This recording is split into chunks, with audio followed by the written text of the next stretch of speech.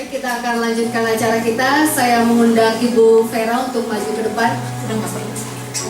Ada kesaksian yang akan disampaikan oleh Ibu Vera.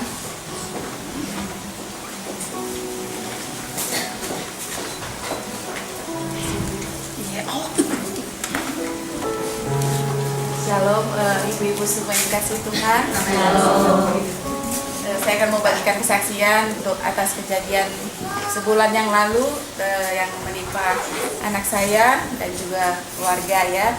Mungkin sebagian sudah ada yang mendengarkan waktu di bagian Bandung Timur bagian pertama, tapi saya akan bagikan kembali bagaimana saya sebagai seorang ibu boleh berfungsi buat anak saya yang waktu itu sedang mengalami sakit. Kejadiannya memang tidak terduga seperti itu, tiba-tiba saja anak saya mengalami sakit di bagian dada. Waktu itu dia sedang berada di sekolah, sedang olahraga, dan saya ditelepon sama guru untuk jemput anak saya di sekolah waktu itu siang-siang. Katanya anaknya sakit, tolong tidak bisa pulang sendiri dan harus dijemput sama ibu, kata gitu. Oke. Saya datang ke sekolah, saya lihat anak saya memang kondisinya biasa tapi udah agak pucat dan dia menahan sakit, dan saya langsung bawa dia pulang, dan saya berpikir kita cari dulu aja ya klinik yang terdekat gitu buat tahu apa penyebab penyakit, kenapa anak saya sakit seperti itu. Waktu itu dia masih kuat seperti itu ya. Kami bawa ke klinik terdekat dekat dengan rumah.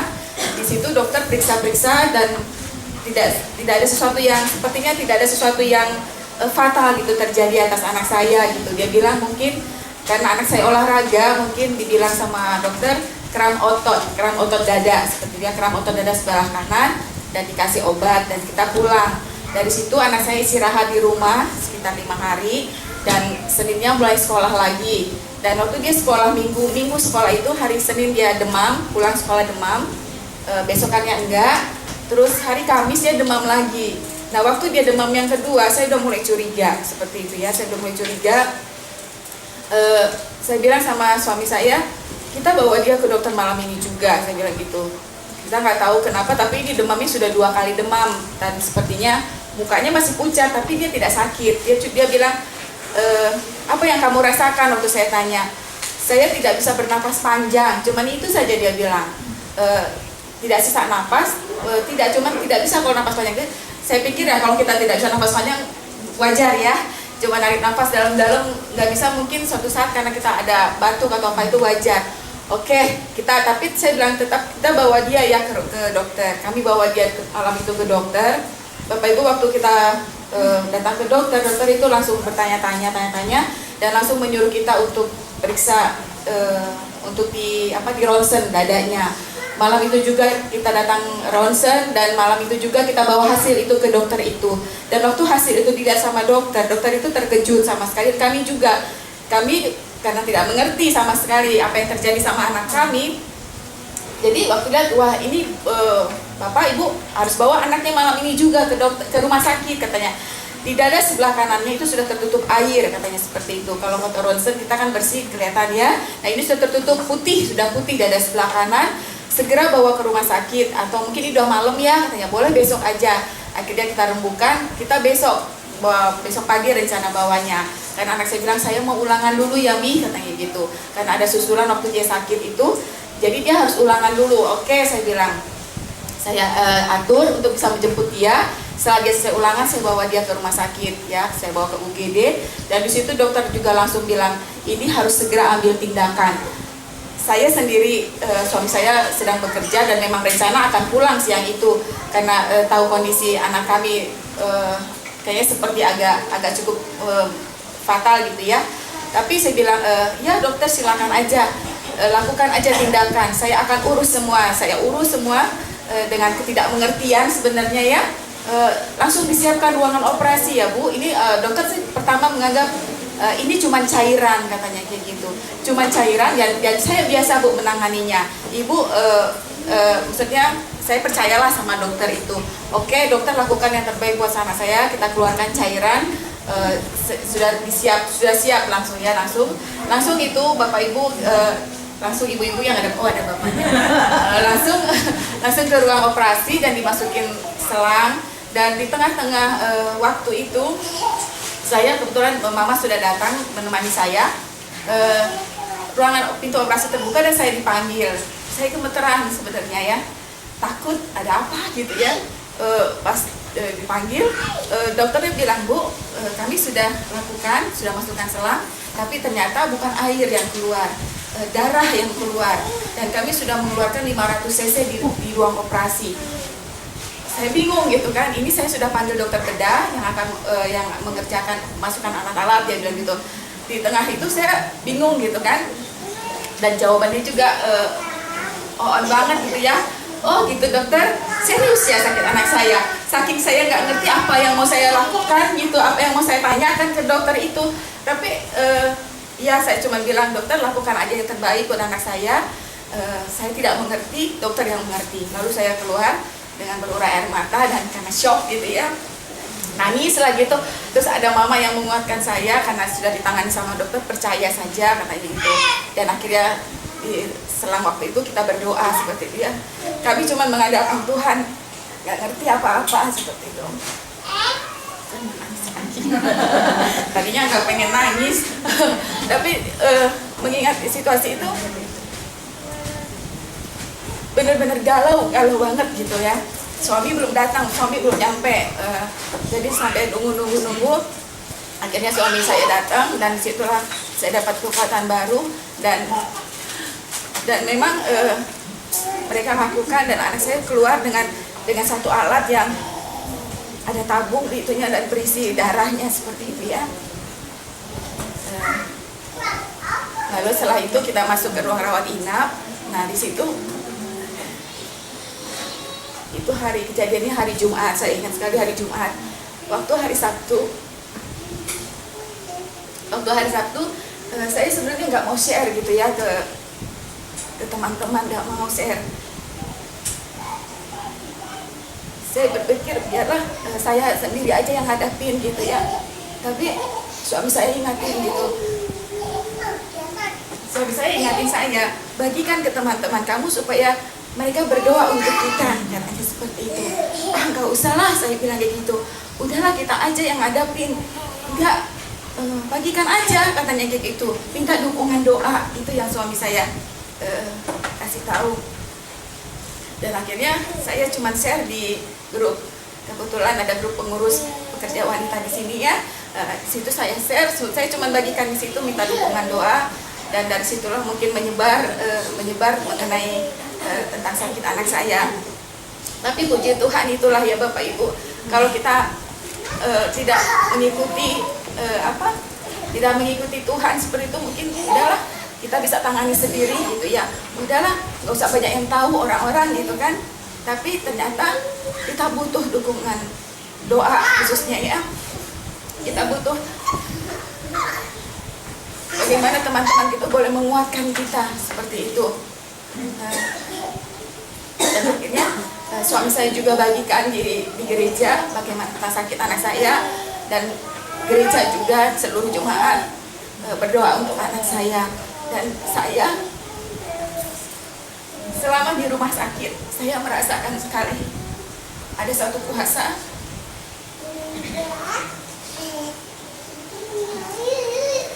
yang menguatkan saya. Saya kalau lihat darah anak saya itu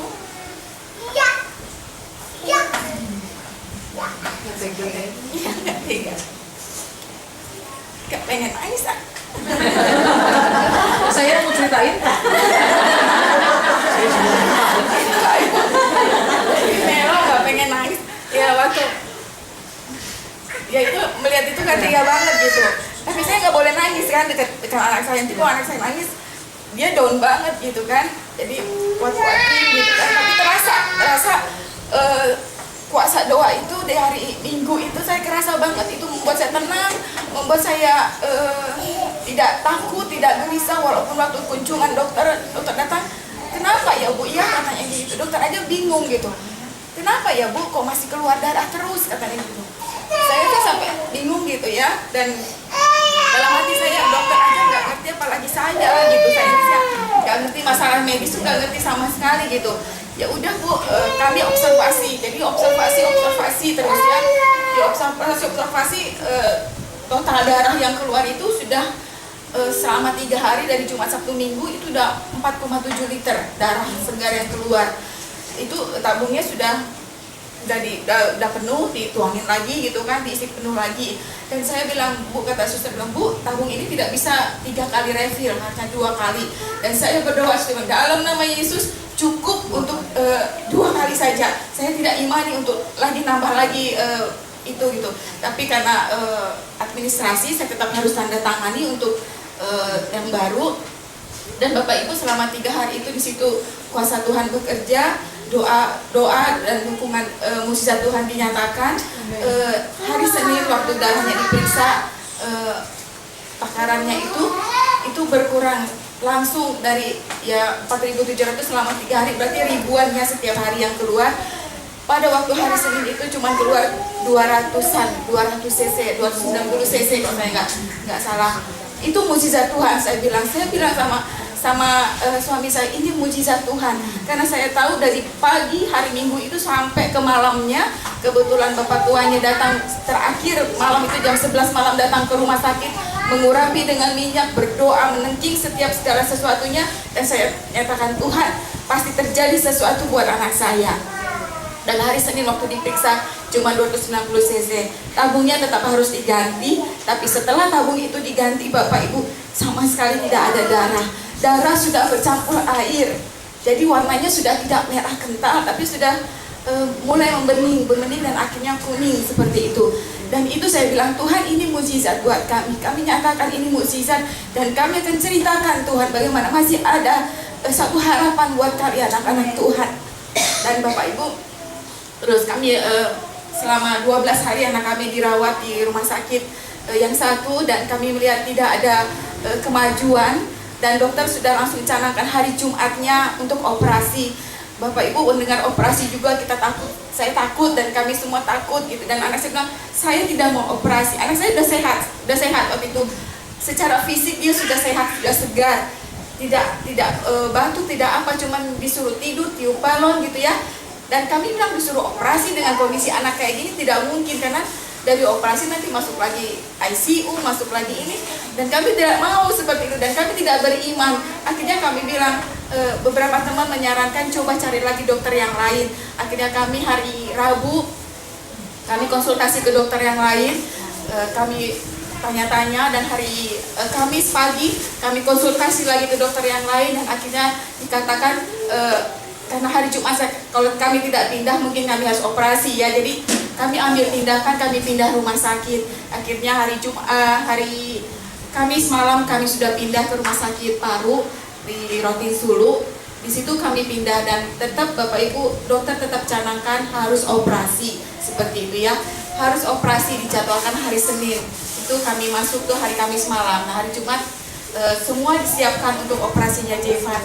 Dan Bapak Ibu saya tetap bagikan di teman-teman, saya bilang tetap dukung doa buat anak saya, karena saya yakin, kami yakin sekali bahwa tidak ada yang mustahil. Untuk 2 hari Tuhan lakukan lagi mukjizat Tuhan supaya anak kami tidak dioperasi. Tuhan dokter bilang paru-parunya bocor kan, karena darah yang mengendap terlalu lama di paru-parunya, karena kami tidak kematian kami selama 10 hari itu mengendap darah, mengakibatkan paru-parunya kempes dan bocor. Jadi itu yang tidak bisa mengembang, dan itu yang dokter bilang pasti ada yang bocor dan harus dioperasi. Jadi saya tetap bilang sama teman-teman, minta dukungan doa. Tidak ada yang mustahil untuk 2 hari Tuhan lakukan mukjizat. Bantu kami dalam doa untuk anak kami ini gitu. Dan Bapak Ibu pas waktu saya bilang sama susternya, waktu semua sudah disiapin, darahnya sudah diambil, suster juga bilang, Ibu siap ya, hari Senin kita operasi. Suster, saya sebenarnya tidak mau operasi, tapi lakukan saja seperti apa kata dokter. Itu tetap saya ucapkan sama susternya ya. Susternya senyum gitu kan, tapi saya tetap lakukan aja gitu. Iman saya tidak ada operasi. Dan Bapak Ibu, kenapa kami yakin sekali tidak harus operasi? Waktu selama masa-masa kami menanti 12 hari di rumah sakit, yang satu kami bilang sama anak kami tuntun anak kami, kenapa Tuhan izinkan kejadian ini terjadi sama dia? Coba kamu belajar untuk bertemu dengan Tuhan. Papi mami punya iman, kamu sembuh. Papi mami yakin sekali ada satu rencana Tuhan buat kamu. Coba kamu tanya Tuhan, apa yang mau Tuhan lakukan, dan kamu berjumpa dengan Tuhan. Kalau kamu berjumpa dengan Tuhan, kamu pasti sembuh. Itu kami katakan sama dia, dan kami urapi dia juga dengan minyak malam itu. Dan akhirnya Bapak Ibu, paginya dia mimpi. Dia bilang, paginya dia bangun, dia bilang, "Mami, sebelum kami pindah ini ya, Mami, saya tadi malam mimpi," katanya. Karena saya bilang, Tuhan itu bisa bertemu dengan kita melalui banyak hal. Bisa melalui firman Tuhan, bisa melalui mimpi, bisa melalui muncul langsung Tuhan kita lihat gitu. Itu bisa Bang. Apa aja coba kamu cari Tuhan, kita bilang gitu. Akhirnya dia bilang, "Mami, saya dapat mimpi, mimpinya aneh," dia bilang. Dan dia bagikan mimpi itu kepada kami, bahwa dia di depan dia pengen coklat. Di depan dia ada rumah sakit, ada supermarket yang sama seperti Indomaret gitu dia bilangnya. Terus dia bilang dia masuk ke supermarket ini, dia lihat ada coklat tapi tidak menemukan coklat yang dia mau. Dan dia tanya ke kasir, dan akhirnya kasir bilang, "Coba aja lihat ke toko sebelah." Dia masuk ke toko sebelah, dan di sana dia menemukan coklat itu. Dan kami bilang, "Bang, itu suatu tanda dari Tuhan." Kita tidak tahu yakin itu benar apa, tapi kita tetap uji. Dan papi mami sudah berusaha konsul, dan kita jawabnya kita harus pindah. Ya siapa tahu itu supermarket B yang itu yang kita tuju sekarang. Karena kita tidak bisa melihat kan benar apa salahnya, tapi tetap kita uji, tetap kita imani. Akhirnya kami pindah, dan waktu sampai di rumah sakit itu dia bilang, semakin yakin lagi saya gitu, "Mami, tahu nggak, setelah kita di kamar, tadi kita lewat lorong dari UGD masuk ke kamar, kita lewat lorong dan ada pintu terbuka, pintu geser." Dia bilang, "Mami, pintu geser yang tadi kita lewati itu sama persis dengan pintu supermarket B." Gitu. "Oh gitu Pak." Saya langsung semangat sambil kita berjalan gitu ya. Langsung jadi coklat. Iya, langsung jadi coklat. Dapat coklatnya Bu. "Oh gitu Bang. Wah yes," saya bilang gitu. "Bang, berarti di sini nih Bang kita dapat coklatnya, berarti Abang sembuh." Saya semangat gitu ya. Saya semangatin dia juga, jadi sama-sama gitu, kita semangat sama papi dia juga. Akhirnya itu kita laluin, kita tetap berharap dan tetap beriman. Dan Bapak Ibu, waktu hari Senin tuh hari yang ditunggu-tunggu, deg-degan saya juga sebenarnya. Suami juga dengan saya bilang, "Kamu tidak usah kerja atau kerja setengah hari, kita sama-sama nunggu hasil dokter," gitu kan. Karena kalau dia memang masih menciut, ya operasi jalan. Kalau tidak, ya mujizat Tuhan lagi gitu. Akhirnya waktu anak kami minta foto ronsen, suami saya dampingin, dia juga, "Ayo kamu juga harus ikut, kita lihat hasilnya sama-sama." Itu seperti mau menantikan satu hadiah yang luar biasa dan berharap-harap gitu ya. Terus waktu udah langsung itu kita minta suster, "Tolong panggilkan dokter, kami pengen tahu hasilnya." Langsung dokternya dipanggil, langsung, "Ayo Bu, mari." Begitu dia langsung di X-ray itu, dia lihat, dia bilang, "Sini Bapak Ibu lihat." Wah, dia bilang kayak gitu, "Paru-parunya sudah bagus, sudah berkembang." Jadi saya sedikit, tinggal sedikit lagi, dan dokter bilang, jadi untuk hari ini saya batalkan operasi. "Tidak jadi operasi," kata dokter. "Dari yang operasinya segini sekarang turun ke bawah, kita pakai konservatif aja. Memang masih sedikit lagi," katanya gitu, "tapi tidak apa-apa, tidak usah operasi." Itu waktu itu saya, benar-benar kita rasanya sukacita yang melimpah ya, karena satu hal lagi kita dapatin bahwa mujizat Tuhan itu benar-benar ada seperti itu. Waktu dari hari Kamis ke hari Jumat dari itu, paru-paru anak saya masih kempes dan tidak ada perkembangan sedikit pun gitu. Tapi waktu hari Senin pagi itu benar-benar kita dapatin bahwa paru-parunya sudah mekar dan sudah sempurna seperti paru-paru kita gitu, dan tidak ada lagi yang bocor-bocor dan tidak harus operasi. Di situ dokter bingung juga sepertinya, karena memang dokter sampai sekarang di 2 rumah sakit itu dokter tidak tahu apa penyebab penyakit anak saya. Anak saya masih harus di CT scan. Setelah dia nanti selesai dari liburan ada waktu, dia harus CT scan untuk melihat apa penyebab penyakit anak saya itu yang tiba-tiba.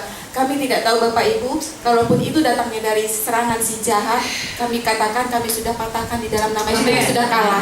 Ya kan, dia sudah kalah. Tapi kalaupun memang itu Tuhan pakai untuk anak kami bisa belajar, dia mengenal Tuhan lebih dalam lagi, dan kami sangat bercita. Dan saya sebagai seorang ibu merasakan sekali fungsinya ya, yang begitu harus banyak mengurus rumah tangga.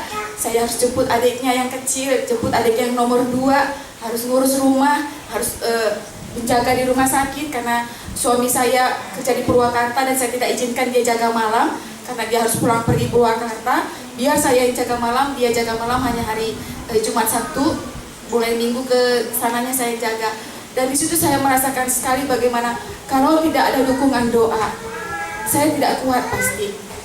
Saya pasti lemah. Saya ini orangnya agak-agak melo, jadi pasti udah memikirkan perkara-perkara yang mungkin yang begitulah Bapak Ibu. Tapi saya bersyukur karena ada doa-doa yang saya dengar, mereka mematahkan setiap roh maut, mereka mematahkan setiap itu, dan saya jadi berani gitu untuk menantang itu semua. Dan saya yakin sekali karena doa, karena dukungan doa, dan karena itulah mau saya bagikan gitu ya, saya share untuk pergumulan saya ini ke teman-teman semuanya. Kalau tidak mungkin saya sendiri yang tahu ya, saya sendiri yang merasakan. Teman-teman mungkin tidak tahu gitu, taunya sudah sehat aja gitu kan. Tapi inilah yang kami alamin, inilah yang saya sebagai seorang ibu rasakan, bagaimana tuntunan Tuhan memberikan saya kekuatan, memberikan saya sukacita. Dan satu hal, bahwa mukjizat Tuhan itu masih ada. Tetap percaya sama Tuhan, tetap percaya. Menginginkan Tuhan yang terbaik buat kita. Pertolongannya tidak pernah terlambat, pertolongannya tidak pernah terlalu cepat, tapi pertolongannya selalu datang tepat pada waktunya buat kita. Amin. Berapa banyak ibu di tempat ini yang diberkati dengan firman Tuhan yang tadi disampaikan oleh Ibu Asma? Kami sangat diberkati Bu, terima kasih untuk pelayanannya. Dengan hormat saya minta Ibu boleh berdekat. Iya Bu. Aku boleh milih nggak Diana? Kita akan memberikan satu ucapan terima kasih untuk Ibu Asma untuk pelayanan yang sudah disampaikan kepada kita.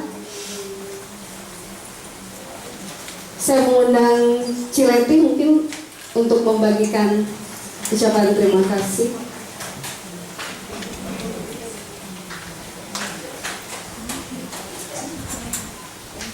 Kenapa kayak takut?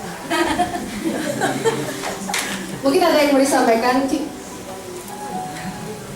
Terima kasih Bu Lasma sepanjang. Pasti kita semua sama-sama ya. Saya rada melo, jadi sepanjang ibadah ini luar biasa bercucuran air mata. Emang berhubungan dengan anak-anak itulah yang paling gitu ya. Buat ibu-ibu, bersyukur untuk anak-anak yang Tuhan percayakan buat kita. Bersyukur untuk kesaksian-kesaksian dari Bu Lasma, dari Bu Vera. Pasti kita punya banyak cerita ya tentang anak-anak kita. Puji Tuhan. Terima kasih Bu Lasma untuk pelayanannya. Di tengah-tengah kesibukan di bulan Desember ini masih bisa meluangkan waktu untuk melayani kami. Ya kata saya Bandung Pusat.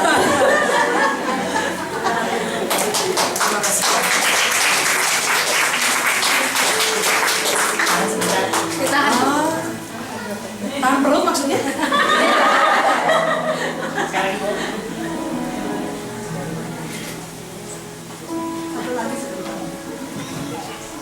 Ini yang dibawa ada brownies dibuat secara khusus untuk Ibu Lasma dari Bu Yuti. Terima kasih.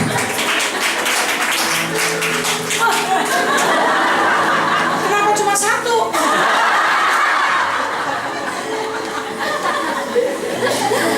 Baik, kita akan memberikan persembahan.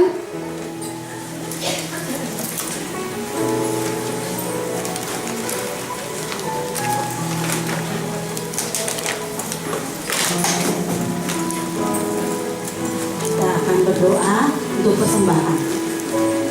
Mari kita berdoa. Terima kasih Tuhan untuk siang hari ini Tuhan, kalau kami boleh mendapatkan firman-Mu Tuhan, dan kami mau memberikan kepada Engkau sebagian dari yang kami miliki Tuhan, untuk pekerjaan Tuhan, untuk banyak wanita dipulihkan, banyak wanita diubahkan oleh firman Tuhan. Tuhan, terima kasih, berkati kami yang memberikan persembahan untuk kemuliaan bagi nama-Mu. Di dalam nama Tuhan Yesus Kristus kami telah berdoa dan bersyukur. Amin.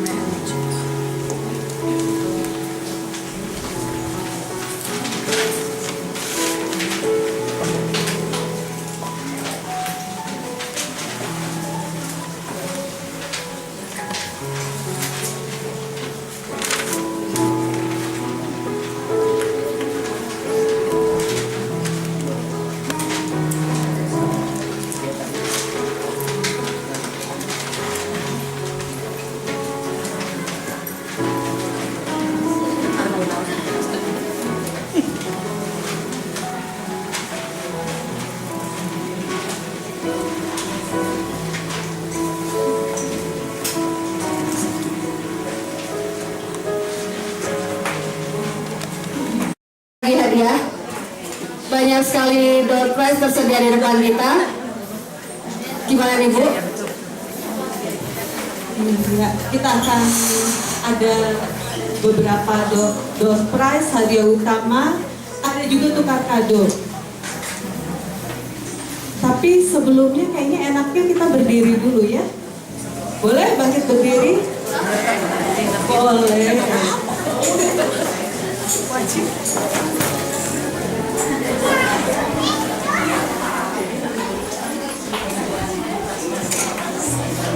Baik, kita mau nyanyi dulu sama-sama ya lagu sekolah minggu, suka cintamu. Enggak, tapi hal yang mungkin jarang dilakukan, tapi kalau lagi pekerjaan di rumah banyak, kita perlu berolahraga sama-sama. Kita akan pakai gerakan ya. Ibu-ibu bisa lihat gerakan Ibu Loid ya. Yang kita akan nyanyi lagu Sungai Sukacitamu mengalir dalamku.